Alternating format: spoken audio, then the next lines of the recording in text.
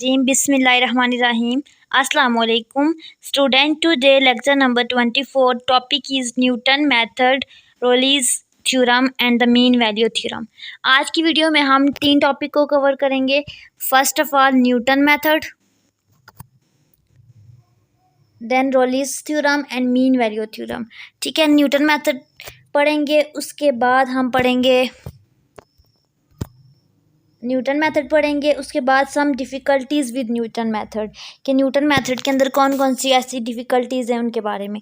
उसके बाद हम पढ़ेंगे रॉलीज थ्योरम, उसके बाद मीन वैल्यू थ्योरम। ठीक है, तो सबसे पहले क्या कहते हैं, Newton method for approximating solutions to function is equal to zero.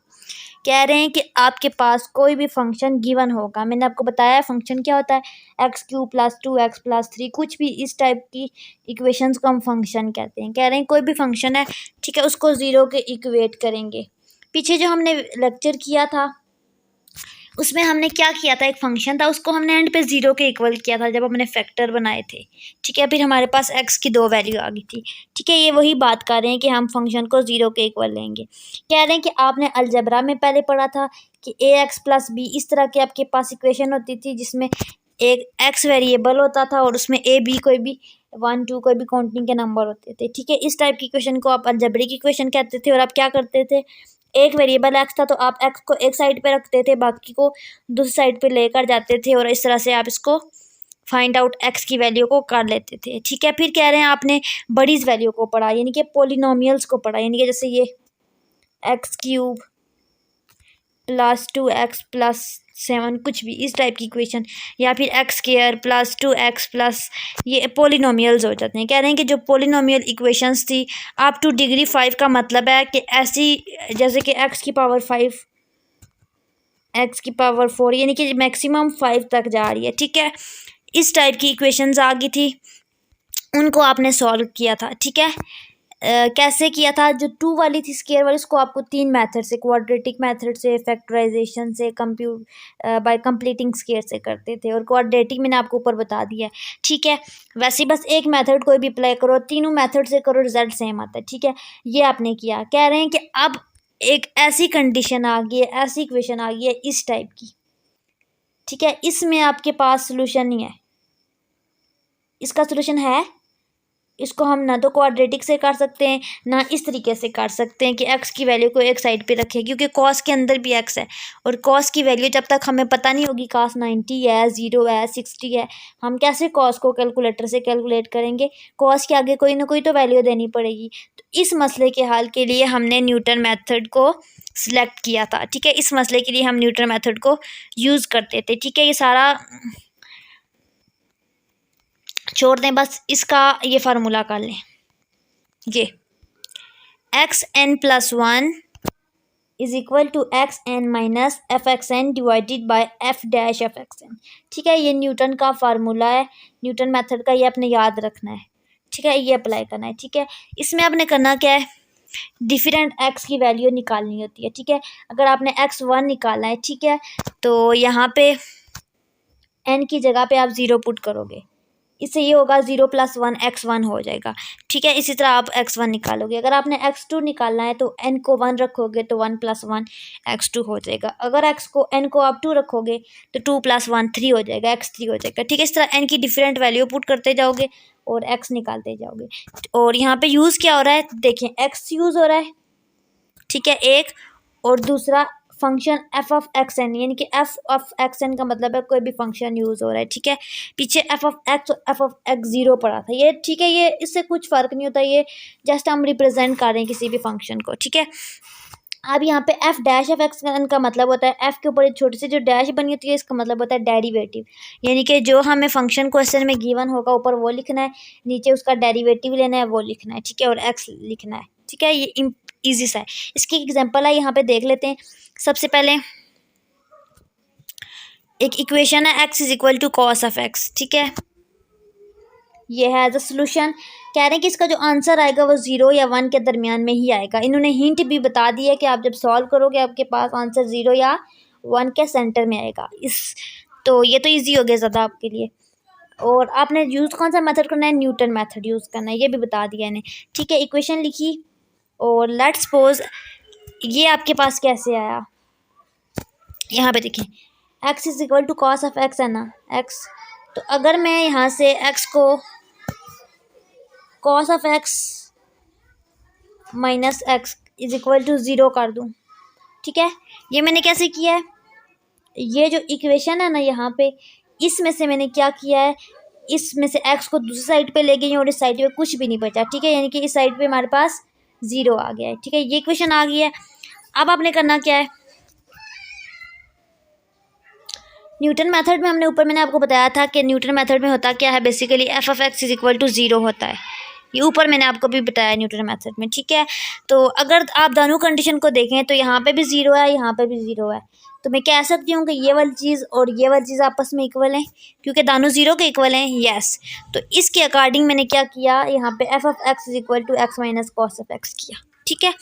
अब इसका डेरिवेटिव ले रहे हैं, डेरिवेटिव लेंगे क्यों, क्योंकि हमने ये चीज़, ये फार्मूला ऊपर वाला यूज़ करना है, ठीक है। तो उस फार्मूले में डेरिवेटिव भी यूज़ होता है। फंक्शन तो हमने निकाल लिया, ठीक है, हमने न्यूटन मेथड अप्लाई करना था, हमें फंक्शन नहीं गिवन था, हमें इक्वेशन गिवन थी, ठीक है। सबसे पहले हमने उसको फंक्शन में कन्वर्ट किया, फिर हमने फंक्शन का डेरिवेटिव लेना है, इस तरह से हमारे पास सॉल्व होगा। यहाँ पे देखिए फंक्शन और डेरिवेटिव हमें, ये देखिए फंक्शन हमने निकाल लिया, अब डेरिवेटिव निकालना है और उसको इस फार्मूले में पुट करना है। अब यहाँ पे देखें, मैथ में कोई भी काम हम फिजूल नहीं करते, हम वही काम करते हैं जो हमें चाहिए होता है। हमें डेरिवेटिव भी चाहिए और फंक्शन भी चाहिए, तो हमने इस इक्वेशन से फंक्शन को निकाला। हो सकता है आपको फंक्शन खुद दे दें, ठीक है, आपके कंसेप्ट क्लियर होने चाहिए। हो सकता है आपको फंक्शन खुद दे दें, मुझे नहीं लगता कि अपने से आएगा, हैंड आउट से में से ही आता है। वैसे अगर आपको फंक्शन दे दें और आपको बोलें इसको सॉल्व करें तो आपके लिए ईजी हो जाएगा। यहाँ पे इक्वेशन थी, इसको फंक्शन में कन्वर्ट किया, फिर सॉल्व किया।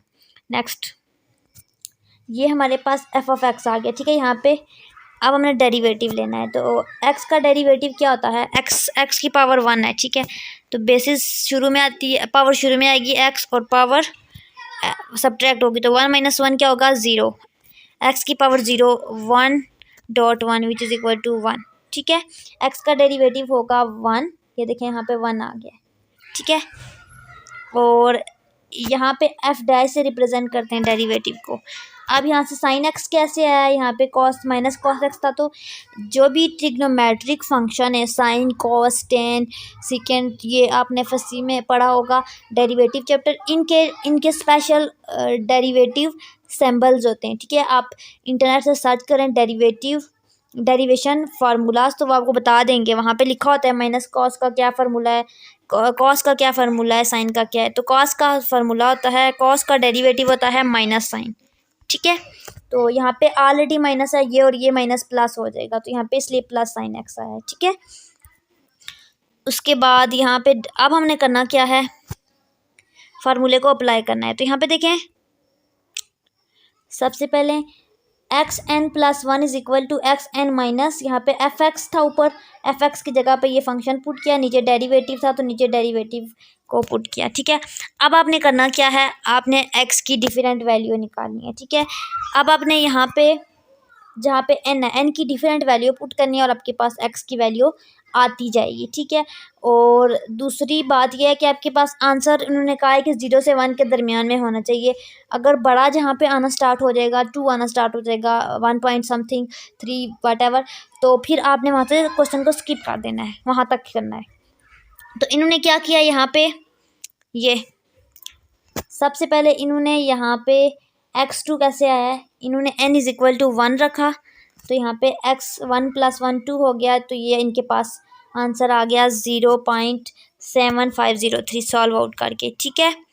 और ये cos 1 आपने कैसे निकालना है, कैलकुलेटर आपके पास होगा, कैलकुलेटर में cos को प्रेस करें, 1 को प्रेस करें और इंटर करें, आंसर पे क्लिक करें, तो आपके पास cos 1 का आंसर आ जाएगा, ठीक है। इसी तरह फिर इसको सॉल्व किया, कैलकुलेटर में आपके पास 0.75 है। फिर इसी तरह आपने एक्स की एन को आपने जब 2 रखा तो x3 आ गया, क्योंकि x is equal to n plus था, तो n2 रखेंगे तो 2 + 1 3 हो जाएगा, ठीक है। x3 की वैल्यू 0.739 आ गई। जब इन्होंने x4 रखा तो इनकी वैल्यू बड़ी आ रही थी, तो इन्होंने फिर यहाँ तक ही आंसर यहाँ पे लिखा है, ठीक है। आपने भी यहाँ तक लिखना है, ठीक है। बस यही था न्यूटन मेथड जो सॉल्व हो गया। उसके बाद न्यूटन मेथड के साथ कुछ मसले, न्यूटन मेथड हर जगह पे हम यूज़ नहीं कर सकते, ठीक है। अब ऐसी कौन सी जगह है जहाँ पे हम न्यूटन मेथड को यूज़ नहीं कर सकते? यहाँ पे जहाँ पे हमारे पास डिवीजन में, ठीक है, हम यूँ डिवाइड करें, ऊपर कोई भी नंबर है, नीचे ज़ीरो आ जाए, ठीक है, जैसे 1/0, 2/0, x²/0, तो इस केस में हम तो कभी भी न्यूटन मेथड को यूज़ नहीं कर सकते, ठीक है। नेक्स्ट, या फिर आपके पास लाइंस जो होती हैं, स्लोप जो होता है ज़ीरो हो, या फिर आपके पास जो लाइन गिवन हो, क्वेश्चन में अगर कोई लाइन गिवन है, बताया गया हो कि वो पैरेलल है, ठीक है, फंक्शन के साथ कहा गया हो कि it is parallel x axis to x axis, ठीक है, तब भी नहीं यूज़ होगा। आप स्टेटमेंट देख लेना। Sometime the approximation does not converge to a solution, convergence ना हो, ठीक है।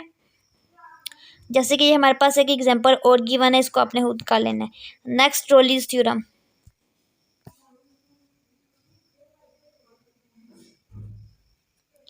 अच्छा, इसमें क्या कह रहे हैं? Let F B differentiable on A B, ठीक है, एक ए बी हमारे पास इंटरवल है, ठीक है, उस पे एफ एक फंक्शन है, ठीक है, कोई भी एक फंक्शन है, वो एक इंटरवल पे डिफरेंशिएबल है, यानी कि उसका डेरिवेटिव ले सकते हैं, और कंटिन्यूस भी है, ठीक है। अब यहाँ पे देखें, एक स्मॉल ब्रैकेट है, एक क्लोज ब्रैकेट है, स्क्वायर ब्रैकेट है, यानी कि डिफरेंशिएबल है और कंटिन्यूस है, ठीक है, यानी कि, और ये सारी कंडीशन पीछे वाली लेक्चर 23 वाली है यहाँ तक। अब उसके बाद नेक्स्ट और क्या होगा, तो रोलीज थ्योरम है, और F of A is equal to F of B है, जो दो फंक्शन है वो आपस में इक्वल हैं और उनका आंसर ज़ीरो आएगा हमेशा, तो हम कह देंगे कि इट इज़ रोलीज मेथड या रोलीज थ्योरम, ठीक है। There is a least one point C in A B where F dash F C. अच्छा, एक और पॉइंट सी होगा, जब एफ उस पॉइंट का डेरिवेटिव लेंगे तो हमारे पास ज़ीरो आ जाएगा। इसकी एग्जांपल करते हैं, एग्जांपल से ही आपको समझ आएगी। आपके पास एक फंक्शन गिवन है, कोई भी F of X is equal to sine F X, ठीक है, कह रहे हैं कंटिन्यूस है, डिफरेंशिएबल है। पहली दो कंडीशन रोलीज थ्योरम हमारे सेटिस्फाइड हो गई हैं, और हैंस कंटिन्यूस ऑन 0 पाई। अच्छा, किस कंटिन्यूस किस इंटरवल पे है? यहाँ पे 0 और पाई पे कंटिन्यूस है, और 0 से 2 पाई पे डिफरेंशिएबल है, और ठीक है। ये अब आपने करना क्या है, फंक्शन में वैल्यू पुट करनी है, इस फंक्शन के अंदर आपने वैल्यू पुट करनी है, पहले 0 पुट करना है और फिर 2 पाई पुट करना है। तो जब मैंने एफ ऑफ 0 पुट किया तो साइन ऑफ 0 हमेशा 0 होता है, ये कैलकुलेटर में आप कैलकुलेट करोगे तो आ जाएगा। इसका स्पेशल एक टेबल होता है, अगर आप खुद बना के करना चाहते हो तो वो बहुत ईजी होता है वो भी, लेकिन कैलकुलेटर बेस्ट है। फिर एफ ऑफ 2 पाई है, ठीक है, आपने फिर ये दूसरी इंटरवल जो थी 2 पाई, इसको पुट किया। अच्छा, ये देखें, ये दोनों सेम है इंटरवल्स, इनमें जस्ट एक ओपन होती है, एक क्लोज होती है। ये स्क्वायर ब्रैकेट और स्मॉल ब्रैकेट क्लोज और ओपन को शो करते हैं। लेक्चर 23 में बहुत डिटेल से डीपली मैंने बताया है, काफ़ी इस पे बेस किया, ठीक है, इसको नहीं छेड़ते, ठीक है। नेक्स्ट, फिर F of sine F two जब निकाला तब 0 आ गया हमारे पास आंसर, दोनों केसेस में हमारे पास आंसर 0 आ गया। यही बात है, हमने क्या कहा था रोलीज थ्योरम में। यहाँ पे देखें कि एक फंक्शन है, वो डिफरेंशिएबल है यहाँ पे और कंटिन्यूस यहाँ पे, ठीक है, और उसके जब हमारे पास आंसर आ रहा है वो दोनों का सेम आ रहा है और वो 0 आ रहा है, तो यही बात है। यहाँ पे देखें, हमारे पास यही सारी कंडीशन क्वेश्चन में बताई गई थी। जब हमने इसका सॉल्व आउट किया, एफ की दोनों वैल्यू पुट की, पहली वैल्यू पे भी एफ 0 पे भी 0 आंसर आया है, दूसरी वैल्यू पे भी 0 आया है, तो हम कह सकते हैं एफ ऑफ 0 यानी कि F of A is equal to F of 2 pi यानी कि एफ ऑफ बी, और वो किसके इक्वल है 0, तो प्रूव हो गया रोलीज थ्योरम, ठीक है। उसके बाद उन्होंने नेक्स्ट क्या कहा था कि एक और फिर फंक्शन आ जाएगा सी एफ डैश एफ, और उसका डेरिवेटिव लोगे, ठीक है, एफ डैश एफ सी उसका नाम लोगे, तो कॉस ऑफ सी आ जाएगा। ये कैसे आया है? इस फंक्शन में हम सी पुट करेंगे, ठीक है, F of C is equal to sine of C, तो कह रहे हैं कि एक फंक्शन आ जाएगा सी आ जाएगा, ठीक है, उसका डेरिवेटिव लोगे एफ डैश ऑफ सी लोगे, तो साइन का डेरिवेटिव कॉस होता है, ठीक है, कॉस ऑफ सी, ये तो वो भी 0 आ जाएगा, इक्वल टू 0 आ जाएगा। अब नेक्स्ट क्या करना है, y minus F of A is equal to, ये फार्मूला आपने याद रखना है, ये आप कॉपी पे लिख लें, आपको याद करना पड़ेगा। y minus F of A is equal to F B minus F A B minus A divided by X minus A. अब यहाँ पे देखें, एक्स ए का मतलब है जब हमने पहली वैल्यू पुट की थी, जब पहली इंटरवल फंक्शन के अंदर पुट की थी तो जो वैल्यू आई थी वो, ठीक है। एफ ऑफ बी का मतलब है जब हमने 2 पाई पुट किया था इस फंक्शन के अंदर और हमारे पास जो आंसर आया था ये वाला एफ ऑफ बी, ठीक है। और बी माइनस ए यानी कि कौन कौन सी वैल्यू पुट की थी, इसको कहते हैं ए 0 को, और इसको हम कहेंगे बी, ठीक है। ये मिनिमम होता है ए और मैक्सिमम बी, ठीक है। और एफ ऑफ वाई हमारे पास होगा, एफ ऑफ ए भी वही हो जाएगा एक्स माइनस ए, वाई माइनस एक्स हमने फाइंड आउट करना होगा एक कोई, और ए हमारे पास आ जाएगा वही मिनिमम।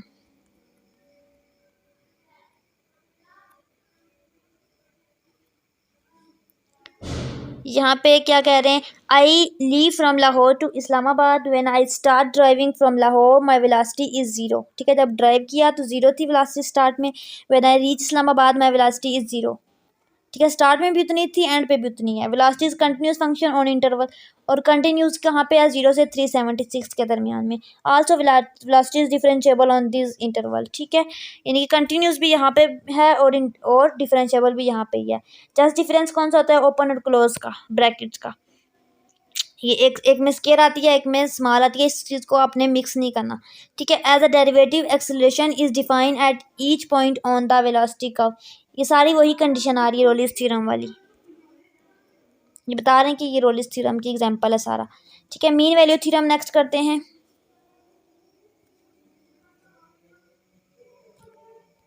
इसका थ्योरम क्या है, let F B differentiable on A B, ठीक है। एक फंक्शन है, कोई भी एक फंक्शन है एफ, ठीक है, कोई भी x square plus x Q कोई भी, ठीक है। वो ए बी पे डिफरेंशिएबल है और कंटिन्यूस है ए बी पे। पीछे क्या था, पीछे ए बी पे यूं कंटिन्यूस था, अब ए बी पे यहाँ से एक साइड से ओपन है और एक साइड से क्लोज है, एक साइड पे स्क्वायर ब्रैकेट है, एक पे स्मॉल है, और वहाँ पे भी सी पॉइंट होगा, और इसका फार्मूला ये होगा, ये फार्मूला याद रखना है मीन वैल्यू थ्योरम का। अच्छा, F dash F C is equal to F of B minus F of A divided by B minus A आएगा, ठीक है। M V T, mean value theorem को एम वी टी भी कहते हैं, ठीक है। एम वी टी को हम प्रूव करेंगे इस फिगर में। V F X is equal to F of X minus ये F of B minus F of A, वही चीज़, ये देखें V F X equal to F of X minus F of C, ये जो चीज़ है ना ये सारी यहाँ पे पुट किया, और X minus A plus F of A, ठीक है। अब F X is continuous on A B differentiable A B, ठीक है, वही बात। और V A is equal to 0 है, वेलोसिटी ए भी 0 है, बी पे भी 0 है, ठीक है। फिर हमारे पास वी सी आएगा, एक और आएगा, उसका डेरिवेटिव लेंगे वो भी 0 आएगा। सारी रोलिस थ्योरम वाली कंडीशन आ गई यहाँ तक। नेक्स्ट क्या करना है, वी डैश एफ एक्स किया तो हमारे पास आएगा F dash F X minus F B minus F A divide by B minus A, ठीक है। V dash F C is equal to F dash F C minus वही C, इसी फार्मूले में सी पुट करना है। इसकी जो ओवरऑल जनरल फॉर्म आती है वो ये आ जाती है, F dash F C F of B F of A divided by B minus A, ठीक है। ये मीन वैल्यू थ्योरम को हमने एज ए एग्जांपल अगर करना हो तो वही करना कैसे होगा, आपको एक फंक्शन गिवन होगा और एक इंटरवल गिवन होगी, जैसे 0, इसकी एग्जांपल 3, ठीक है। आपने पहले एक फंक्शन को इसमें पुट करना है, एक वैल्यू को फंक्शन के अंदर पुट करना है, दूसरी वैल्यू को फंक्शन के अंदर पुट करना है, तो आपके पास 2 आंसर आएंगे, ठीक है। एक आंसर को हम कहेंगे एफ ऑफ ए, दूसरे को बोलेंगे एफ ऑफ बी, ठीक है। इस फार्मूले में पुट कर देंगे दोनों को, और बी माइनस ए का मतलब है कि ए जो हमने इंटरवल दी थी ना पहली वाली, कोई भी होगी वो, और जो बी में जो दूसरे नंबर पे गिवन होगी, ठीक है। समझ आ गया, ये मीन वैल्यू थ्योरम होता है। लेकिन बेसिकली इसका प्रूफ बता रहे हैं कि मीन वैल्यू थ्योरम आया कैसे है। इसको आई डोंट थिंक कि ये आएगा, फिर भी आप इसको देख लीजिए। यहाँ पे आज का लेक्चर स्टॉप करते हैं, या मैं इसकी एक एग्जांपल करवा दूँ। इसकी मैं एग्जांपल एक करवा देती हूँ अपने से, ताकि आपका कंसेप्ट क्लियर हो जाए। अच्छा, यहाँ पे ले लेते हैं एक फंक्शन ले लेते हैं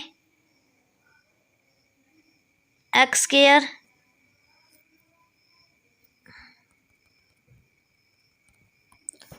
F of X is equal to X square, ठीक है। और इंटरवल हम ले लेते हैं 1 और 2, ठीक है। जब हम f की जगह पे 1 पुट कर रहे हैं इंटरवल, ठीक है, एफ ऑफ ए निकाल रहे हैं, ठीक है। एफ ऑफ ए निकाल रहे हैं, एफ ऑफ 1 निकाल रहे हैं, तो वो हमारे पास आएगी 1 का स्क्वायर इज इक्वल टू 1। ठीक है, फिर एफ ऑफ दूसरी इंटरवल डाल रहे हैं, ये वाली बी वाली 2 डाल रहे हैं, तो एफ ऑफ 2 हमारे पास आ जाएगा 2 का स्क्वायर 4। तो मेरे पास आंसर आएगा 1 4। तो एफ डैश ऑफ सी अगर मैंने निकालनी है तो वो कैसे आएगा, एफ ऑफ बी यानी कि दूसरे का derivative 4 -1 divided by B minus A. हमने क्या किया था, ये इंटरवल जो गिवन है ये वाली 1 -2, तो मेरे पास आंसर आ जाएगा 3 divided by -1 which is equal to -3। ठीक है, ये मीन वैल्यू थ्योरम की एग्जांपल है जो इन्होंने नहीं करवाई हुई। ठीक है, यहाँ पे आज का लेक्चर स्टॉप करते हैं। आई होप कि आज का लेक्चर आपके लिए बेनिफिशियल रहा होगा। दुआओं में याद रखें और लेटेस्ट लेक्चर के लिए चैनल के साथ इन टच रख रहे हैं। अल्लाह हाफिज़।